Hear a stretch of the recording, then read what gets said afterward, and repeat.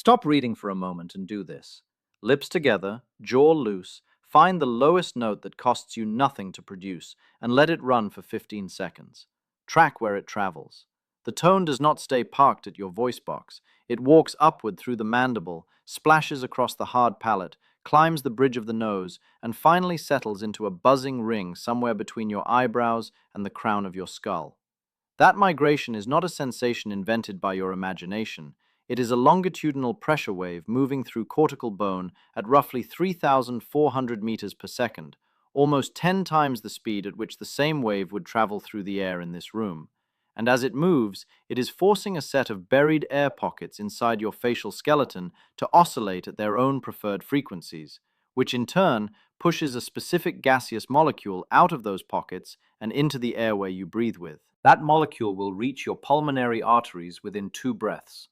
You just initiated the cascade. The buried pockets have names. There are 4 paired cavities scooped out of the bone of your face and the floor of your forehead, collectively called the paranasal sinuses, and you can locate each pair on yourself right now with the pad of a finger. Press just below the orbit of either eye, on the firm bone above the canine teeth. Beneath your finger lies the maxillary sinus, the largest of the 4 pairs, with an internal volume of roughly 15 milliliters per side.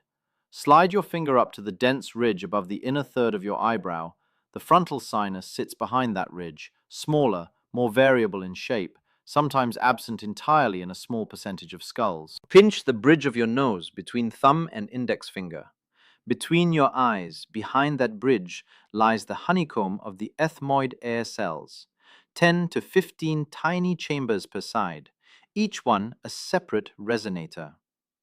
The 4th pair, the sphenoid sinuses, sits too deep to palpate, lodged in the central bone of the skull base directly beneath the pituitary gland, and you only feel them as the ringing that seems to come from the middle of your head rather than your face. Each cavity communicates with the nasal passage through a single narrow opening called an ostium, and each ostium is the bottleneck on which everything that follows depends. The cavities themselves are not anatomical leftovers. They are not waiting rooms for infection. They are tuned acoustic enclosures behaving according to a principle the German physicist Hermann von Helmholtz described in 1858. A sealed volume of air connected to the outside through a narrow neck has a single dominant resonant frequency determined by the volume of the chamber, the cross-sectional area of the neck, and the length of that neck. A glass bottle hummed across the lip produces one specific tone. The maxillary sinus, with its 15 milliliter volume and its 2 millimeter ostium, produces a calculated resonance band centered near 260 Hz, varying by perhaps 50 Hz on either side, depending on the individual skull. The frontal sinuses resonate higher, the ethmoids higher still in fragmented multi-frequency patterns, the sphenoids lower and more diffuse. When the larynx produces a fundamental frequency anywhere in the band of 110 to 300 Hz, the maxillary pair locks on and amplifies. The bone of the face is no longer a barrier. It has become a coupled oscillator. The vibration enters the cranium not through one path but through several simultaneously.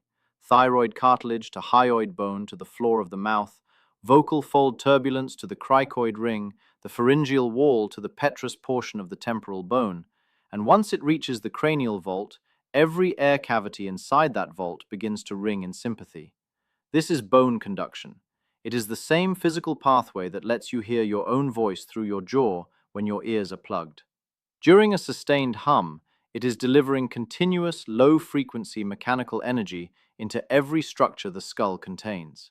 Now the gas.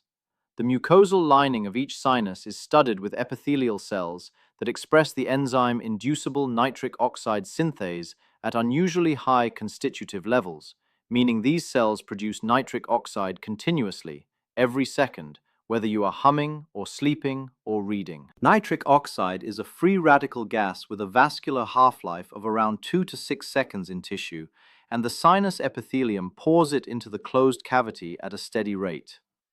During ordinary quiet nasal breathing, the gas dribbles out through the narrow ostium by passive diffusion. The opening is too constricted for efficient transit.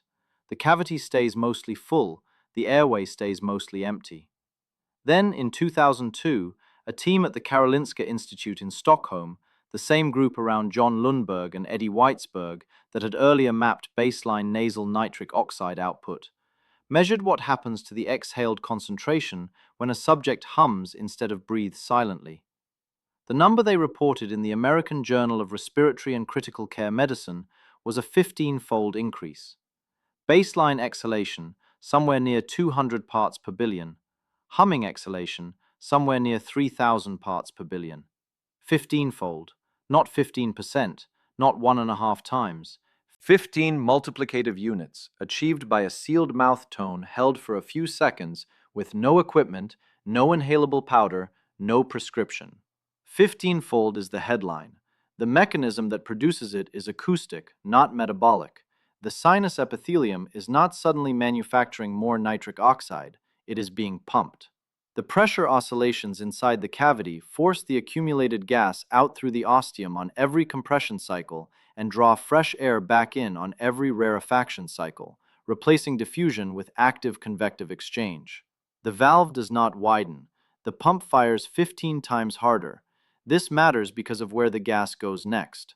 The freshly evacuated nitric oxide rides the next inhalation down the trachea, into the bronchial tree, and across the alveolar capillary membrane, where it encounters the smooth muscle wrapping the pulmonary arterioles. Once it contacts that smooth muscle, it binds the heme group of an enzyme called soluble guanylate cyclase, which begins converting GTP into cyclic GMP, which activates a kinase cascade that pulls calcium out of the contractile machinery of the muscle cell, and the arteriole relaxes.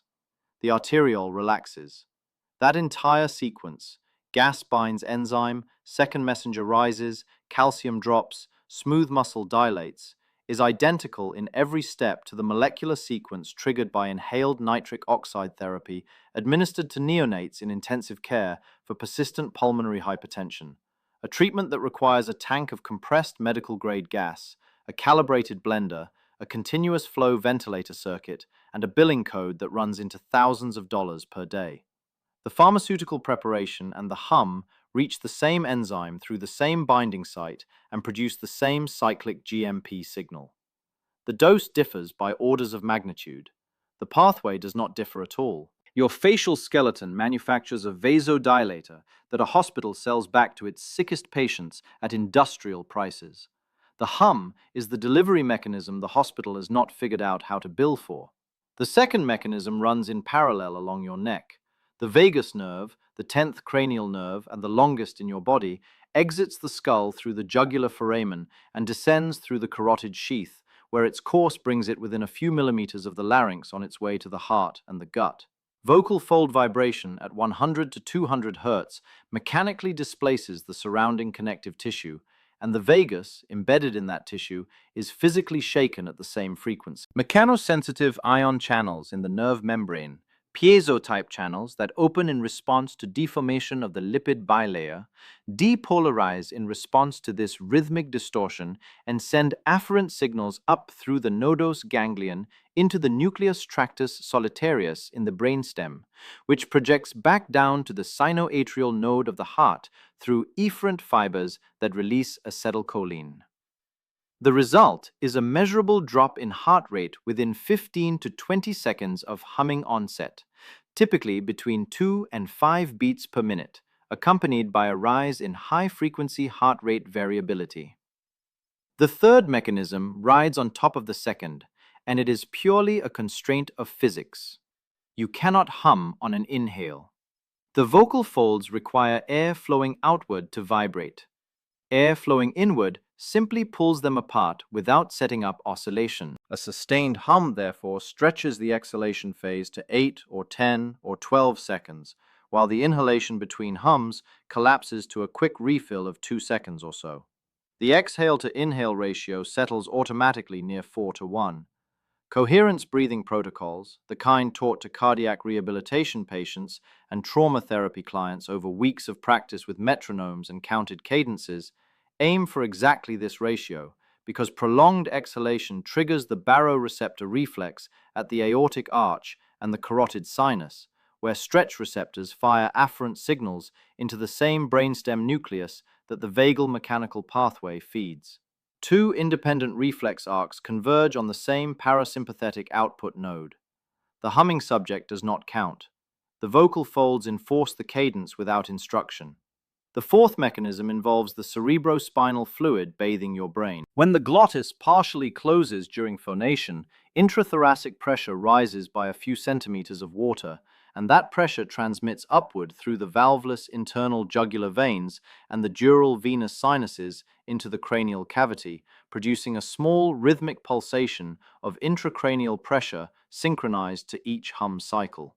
Cerebrospinal fluid responds by oscillating through the cerebral aqueduct and the perivascular spaces at slightly higher amplitude than during quiet breathing.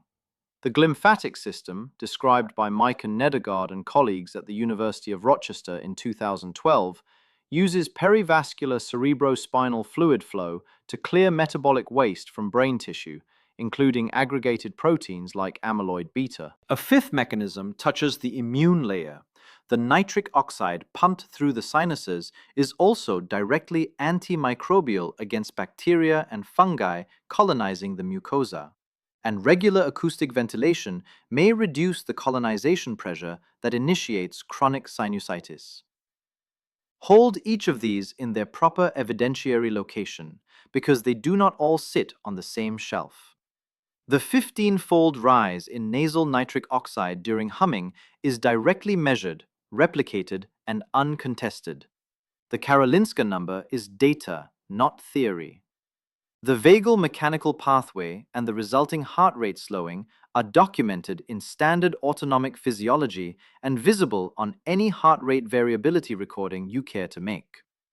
The 4-to-1 breath ratio is mechanical necessity, not hypothesis. The cerebrospinal fluid amplification is physically plausible. The pressure transmission through the venous system is established. The cerebrospinal fluid coupling to respiration is established. But the specific claim that a 60-second hum produces glymphatic clearance benefit has not been measured directly in humans and lives on the speculative shelf until somebody runs the experiment. The antimicrobial extension is plausible in vitro and reasonable in vivo, but not yet quantified for the brief acoustic dose a single hum delivers. 3 mechanisms confirmed. 1 mechanism physically consistent but not yet measured. 1 mechanism plausible but unquantified. The honest framing is that the confirmed 3 alone justify the 60 seconds, and the remaining 2 may eventually thicken the case further. None of this requires belief on your part. The nerve does not check your expectations before depolarizing. The arteriole does not consult your mood before relaxing. A person sitting on the edge of the mattress before sleep, eyes closed, lips together, holding one comfortable note for the length of a long exhale, repeating the cycle 8 or 10 times, is running a multi-system intervention while doing nothing that looks like an intervention. The sinus epithelium is pumping a vasodilator into the lungs. The pulmonary arterioles are widening. Oxygen uptake is improving by a small but real margin. The vagus is being shaken by its neighbor, the larynx. The heart is slowing. The baroreceptors are firing on the long exhale. The brainstem is integrating 2 parasympathetic inputs. The intracranial pressure is pulsing with each cycle, and the cerebrospinal fluid is moving a little more vigorously through the spaces around the cortical vessels. None of these mechanisms required a tank, a prescription, an app, or an instructor. The pharmaceutical industry has spent the better part of 3 decades engineering inhaled nitric oxide delivery. Pressurized cylinders, calibrated flow meters, scavenging masks, fixed concentrations, hospital-only protocols. The molecule at the end of the tubing is the same molecule your maxillary sinus releases on the next hum. The dose is not equivalent. The pathway is. The dose your skull delivers is mild and self-limiting, and entirely unsuitable for the critical care indications for which the pharmaceutical preparation exists, and nobody is suggesting otherwise. What is being suggested is that a freely available version of the same molecular event runs every time the lips close and the larynx engages a steady tone. Return to the note you started with. The buzz behind your cheekbones was the maxillary pair locking on near their resonant band. The ring above your eyebrows was the frontal pair joining the chorus. The deeper hum behind your eyes was the ethmoidal honeycomb, and the central echo, somewhere inside the skull, was the sphenoidal cavity beneath your pituitary. The slight slowing in your chest was vagal. The lengthened exhale was vocal fold physics, doing what coherence breathing protocols spend weeks teaching. The faint settling you may have noticed in your shoulders was parasympathetic dominance arriving without your permission. Four pairs of cavities, one nerve, one ratio, one fluid, one molecule shared with $1 billion drug. Close your lips, find the note, hold it 60 seconds. The skull does the rest.